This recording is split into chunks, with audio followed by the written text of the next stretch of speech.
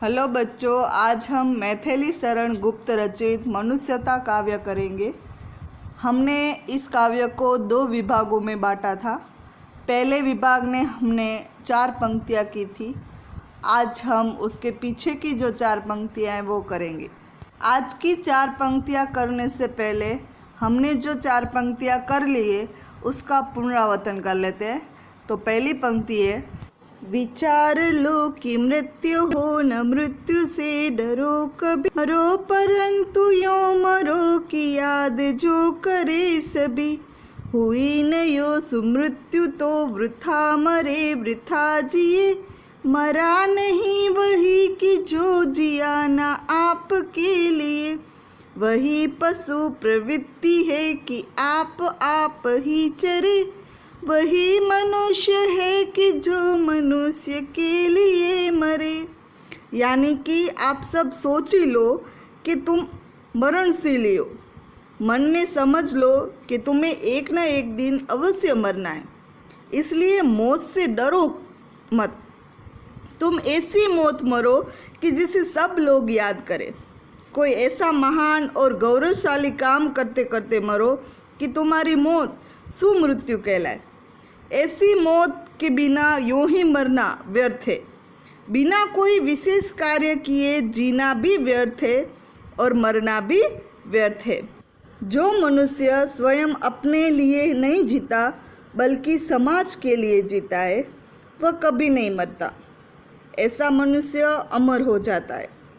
स्वयं अपने लिए खाना कमाना और जीना तो पशु का स्वभाव होता है, और सच्चा मनुष्य ये जो संपूर्ण मनुष्यता के लिए जीता है और मरता है। दूसरी पंक्ति, उसी उदार की कथा सरस्वती बखानती, उसी उदार से धरा कृतार्थ भाव मानती, उसी उदार की सदा सजीव कीर्ति कुजती, तथा उसी उदार को समस्त सृष्टि पूजती, अखंड आत्म भाव जो असीम विश्व में भरे, वही मनुष्य है कि जो मनुष्य के लिए मरे। यानी कि सरस्वती उसी उदार मनुष्य का गुणगान करती है जो इस अनंत संसार के साथ अखंड आत्मीयता का भाव रखता हो। यह धरती भी उसी उदार मनुष्य को झनकर स्वयं को धन्य मानती है जो सारे संसार में अपनत्व का प्रचार करता हो। उसी उदार मनुष्य का सुयश सदा सदा के लिए गूंजता है।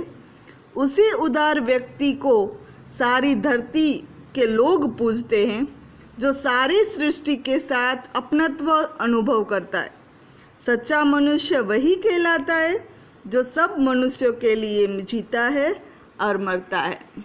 क्षुधार्थ रति देव ने दिया करस्थ थाल भी, तथा दधीचि ने दिया परार्थ अस्थि झाल भी, उसी नर क्षितिज ने स्वमास दान भी किया, सहर्ष वीर कर्ण ने शरीर चर्म भी दिया, अनित्य देह के लिए अनादि जीव क्या डरे, वही मनुष्य है कि जो मनुष्य के लिए मरे। यानी कि राजा रतिदेव ने भूख से व्याकुल होते हुए भी अपना भोजन का थाल घर पर आए भिक्षु को सौंप दिया। दधीचि ऋषि ने जन कल्याण हेतु अपनी हड्डियां दान में दे दी। उसी नर राजा शिवी ने कबूतर की प्राण रक्षा के लिए अपने शरीर का मांस दे दिया। वीर कर्ण ने किसी ब्राह्मण के मांगने पर अपने शरीर का कवच तक उतार कर दे दिया। भला इस नश्वर शरीर के लिए यह अमर जीव क्यों डरे? अर्थात जब आत्मा अमर है तो फिर इस नश्वर शरीर के नष्ट होने से क्या भय? सच्चा मनुष्य तो वही है जो संपूर्ण मनुष्य जाति के लिए जीता है और मरता है। सहानुभूति चाहिए महाविभूति है यही, वशीकृता सदैव है बनी हुई स्वयं ही। विरुद्धवाद बुद्ध का दया प्रवाह में बहा। विनीत लोग वर्ग क्या न सामने झुका रहा। आहा वही उदार है परोपकार जो करे। वही मनुष्य है कि जो मनुष्य के लिए मरे। अर्थात मनुष्य के मन में सहानुभूति की भावना होनी चाहिए। दूसरों के दुख को देखकर मन में करुणा जागनी चाहिए। यह सहानुभूति मनुष्य की सबसे बड़ी पूंजी है। इस गुण के कारण सारी धरती मनुष्य के वश में हो जाती है। बुद्ध ने अपने कार्य से दया का जो प्रवाह बहाया, उसके कारण उनका सारा विरोध समाप्त हो गया। हालांकि उन्होंने अपने समय की सारी परंपराओं का जबरदस्त विरोध किया था, किंतु उनकी करुणा को देखते हुए समाज के सभी वर्गों के लोग उनके सामने झुक गए, विनीत बन गए।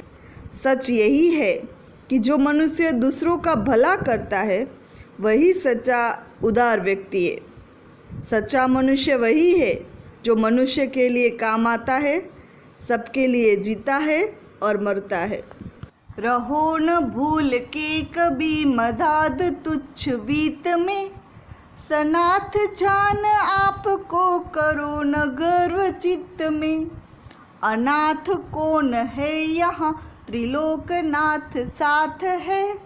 दयालु दीन बंधु के बड़े विशाल हाथ है। अतीव भाग्यहीन है अधीर भाव जो करे। वही मनुष्य है कि जो मनुष्य के लिए मरे। रहो न भूल के कभी मदाद तुच्छ वीत में, यानी भूल कर भी मदाद यानी कि घमंड के नशे में चूर होना। तुच्छ यानी थोड़ा, वित्त यानी धन। अगर आपके पास थोड़ा सा भी धन आ जाए तो कभी भी घमंड मत करो, घमंड के नशे में चूर मत हो जाओ। सनाथ जान आपको करो न गर्व चित्त में। सनाथ यानी कि सहारा, जिसका स्वामी साथ हो वो, यानी आप ऐसा समझते हो कि आपका घर परिवार जो है वो आपके साथ है, वो आपकी रक्षा करेंगे। ऐसा भी समझकर आप गर्व मत करो, घमंड मत करो। यहाँ पर कवि कहना चाहते कि धन की प्राप्ति कोई बड़ी उपलब्धि नहीं है, वह तुच्छ उपलब्धि है, यानी थोड़ी। इस पर कभी भूलकर भी घमंड नहीं करना चाहिए। धन के बल पर या फिर सांसारिक दृष्टि से स्वयं को सुरक्षित अनुभव करके अपने मन में कभी अभिमान नहीं करना चाहिए। यह न सोचना कि तुम तो सनाथ हो, धन या परिवार जन तुम्हारे साथ है जो तुम्हारी रक्षा कर लेंगे। ऐसा जानकर चित्त में गर्व मत करो, चित्त यानी हृदय में घमंड मत करो। सोच कर देखो, अनाथ कौन है यहाँ त्रिलोकनाथ साथ है, यानी कि कोई अनाथ नहीं है। सबके ही सिर पर भगवान त्रिलोकनाथ का साया है। दयालु दीन बंधु के बड़े विशाल हाथ है।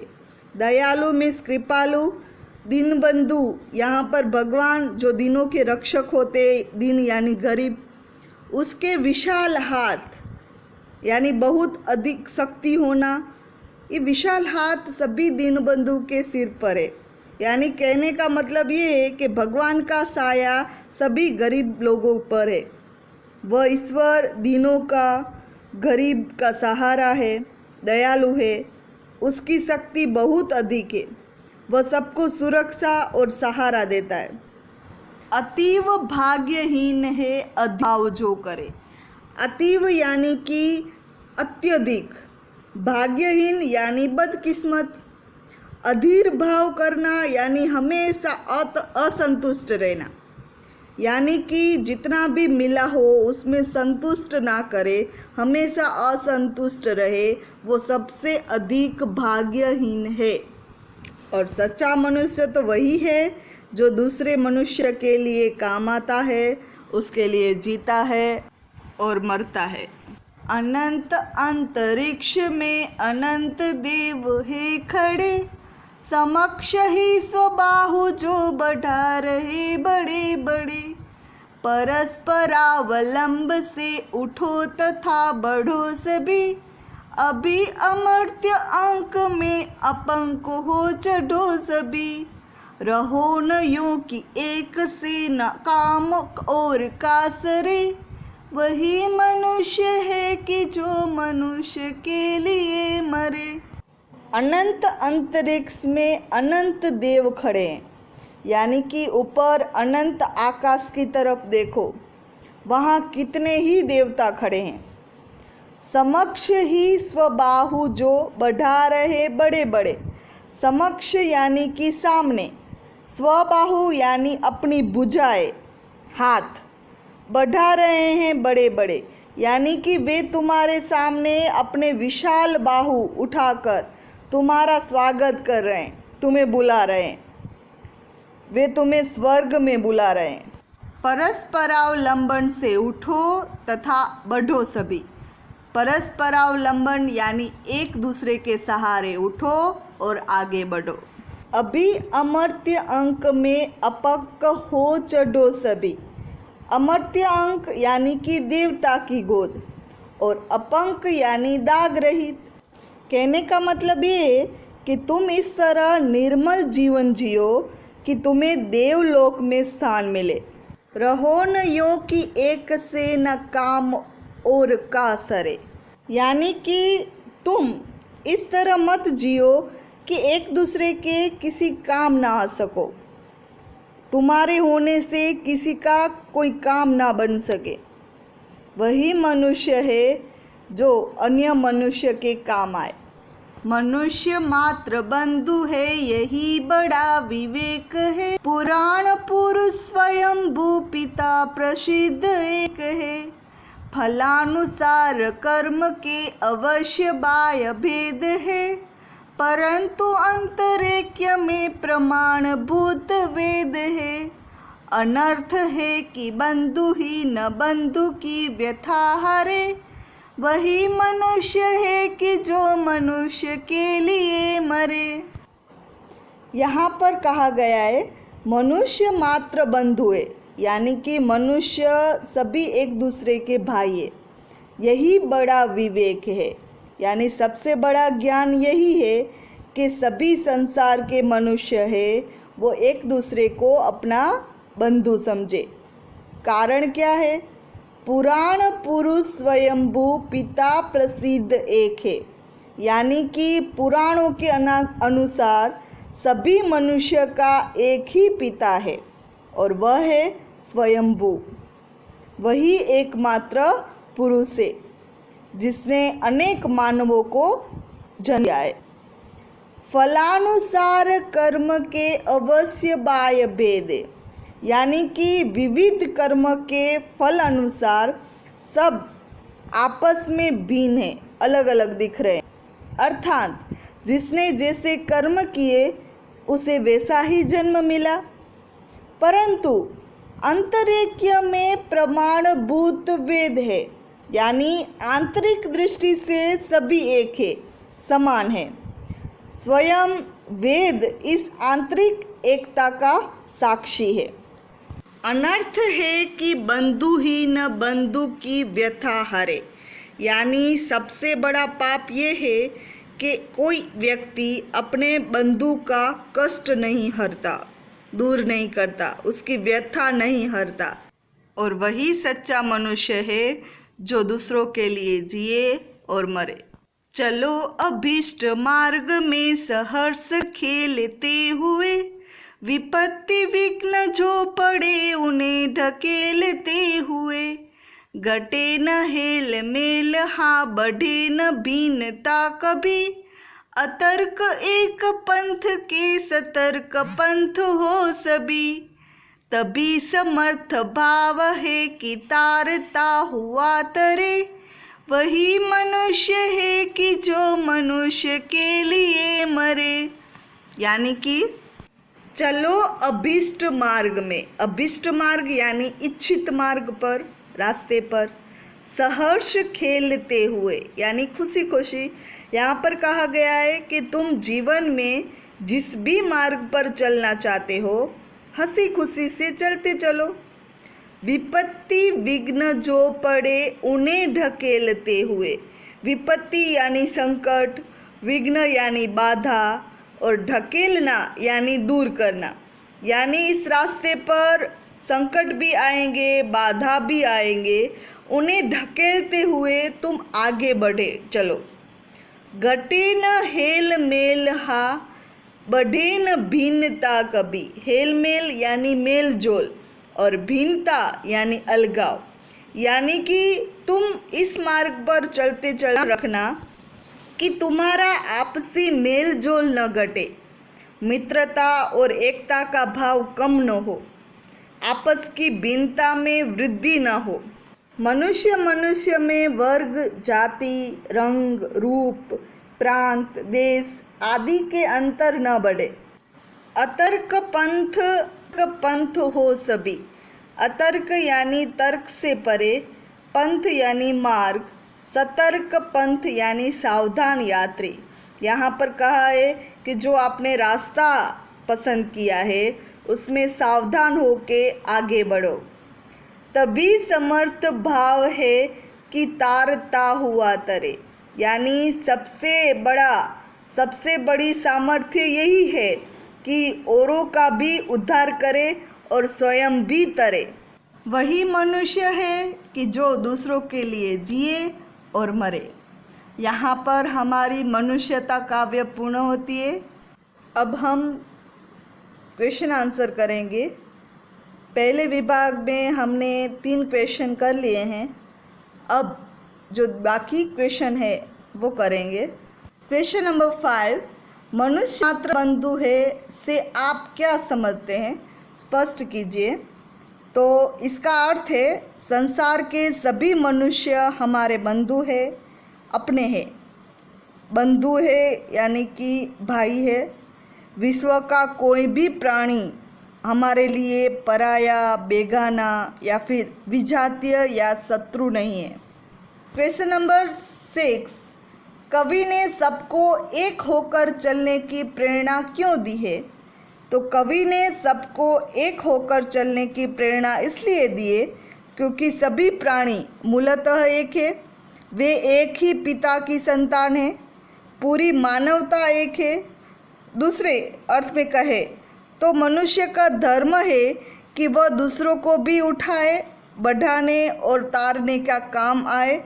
कवि के शब्दों में कहे तो तभी समर्थ भाव है कि तारता हुआ तरे। क्वेश्चन नंबर 7, व्यक्ति को किस प्रकार का जीवन व्यतीत करना चाहिए, कविता के आधार पर लिखिए।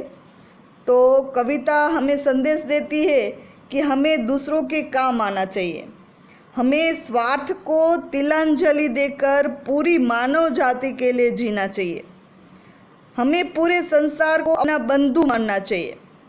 हम जहाँ भी दुख दर्द देखें वहीं करुणा, दया और परोपकार का व्यवहार करें। हम धन का घमंड ना करें, भूलकर भी मानव में अलगाव पैदा ना करें।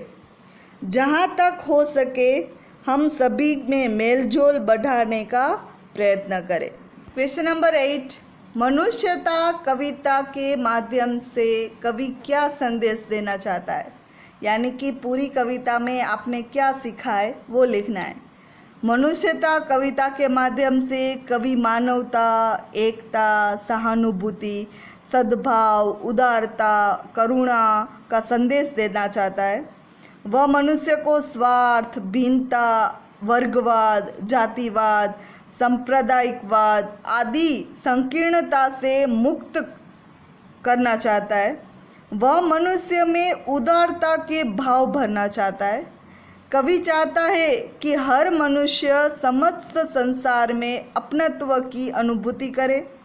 वह दुखियों, वंचितों और ज़रूरतमंदों के लिए बड़े बड़े त्याग करने को भी तैयार हो। वह कर्ण, दधीची, रतिदेव आदि के अतुल त्याग से प्रेरणा ले, वह अपने मन में करुणा का भाव जगाए, वह अभिमान, लालच और अधीरता का त्याग करे, एक दूसरे का सहयोग करके देवत्व को प्राप्त करे, वह हंसते जीवन जिए तथा आपसी मेलजोल बढ़ाने का प्रयास करे, उसे किसी भी सूरत में अलगाव और भिन्नता को हवा नहीं देनी चाहिए। यहाँ पर हमारे क्वेश्चन आंसर खत्म होते हैं। धन्यवाद।